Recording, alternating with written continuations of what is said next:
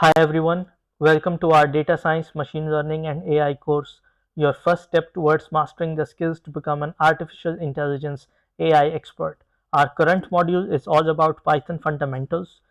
Check out the full playlist in the description for everything we have covered so far and hit subscribe to stay updated with new lessons and future modules. Today we are going to learn an important concept about file handling, reading, writing and appending to files that is very important for everyone working with Python, even in data science and machine learning concept field, because you have to be reading a lot of data from files all the time and writing a lot of data to the files. Now, in file handling actually performs operations like reading the data from files, writing to it, and even appending data to some existing files as well. And it can be managed with text files, some binary format files, and many other formats of files as well. So we will perform some basic operations in terms of that as well with text files. So let's dive into that. Any file that we will create in the Google Colab environment here, you can see it by clicking on these files option on the left. So that new file will appear here. If we create any file right now, it will actually appear here. So let's take an example that I'm going to actually write this example here to create a file. And there are always two ways to create a file. I'm going to teach you the first way, in which you have to do the two operations one by one. First, you need to open a file. So right now we don't have any output.txt file here. So we say file is a file object, and we then say open is a function to actually open a new file with output.txt name, and this W defines the mode of the file. W stands for write mode, R stands for read mode, and A stands for append mode. Right now we want to write something to the file, so we are opening it in a write mode. And once you have created this file object, you call the method called write. So this is the file object, then you call the method write, and then you want to specify any text you want to write inside the file, like hello world, and then we can say new to Python, for example, and then we need to close the file. Remember, whenever you open a file, you perform an operation, you must close the file. Otherwise, it can have some error with other operations in the code where you are opening files multiple times in different functions, and it can throw an error that file is already being used or is opened by another operation. So please always close the file at the end. Now I will run this cell here, and once we finish running the cell, we have immediately seen a new file output.txt has been created here. Let's open this file, and when I click here to open this file, I'm able to see that it contains the content hello world new to Python that we wrote here. So let's close this one now.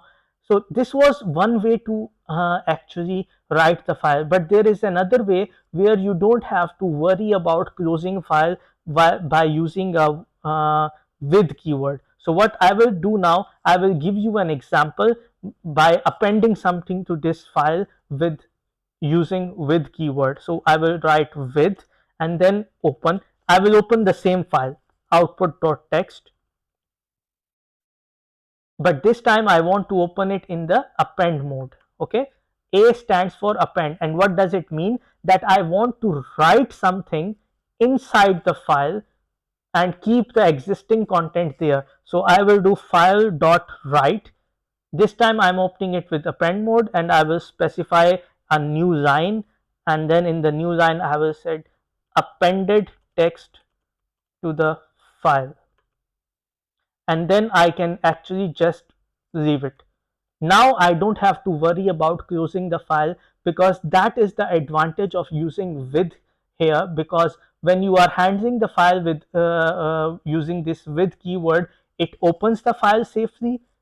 You are able to perform the operation inside this block. You see we have applied a tab here. So this is the code block that will be executed inside the with operation. Anything that you do here inside this code block, it will be executed, and after that the file will be closed.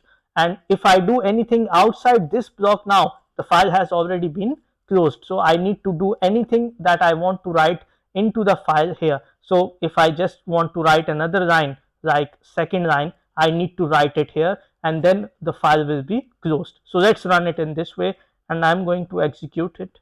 Now let's go and open this file again.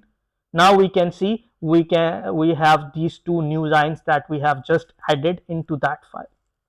Now if we want to go ahead and read this file, because we already have created this file, we can also read this file using the with keyword as well, and that will be very simple. We just need to open the file with read mode first, and with read mode, once we open it using R, so I will use the same keyword with open output.txt is the file name, and then I specify the mode in which I want to open the file. This is the read mode as file. So the same thing that we did in the beginning where we created a file object by opening a file with the write mode, we specify the same thing here as well using the with keyword, and then calling it as file, and then whatever content we have inside the file, we can just say content equal file.read, and we can print the content. That's it. So let's run it, and it will print the content. So see, it has printed all the content that we had inside the file. So these were the very basic steps that you can actually start using to read text files, and also we will learn more about the pickle files, the CSV files, the numpy files, all of these files when we work with the data sets in machine learning, and then in the next modules of data analytics as well. For now, these were all the basics that I wanted you to learn about for Python. The next video will be about object-oriented programming in Python, and how to set up the conda environments, and how to install the git bash and all these components in the computer. So these I will cover in the next week's lectures. Till then, keep learning, keep practicing. I'll see you next time.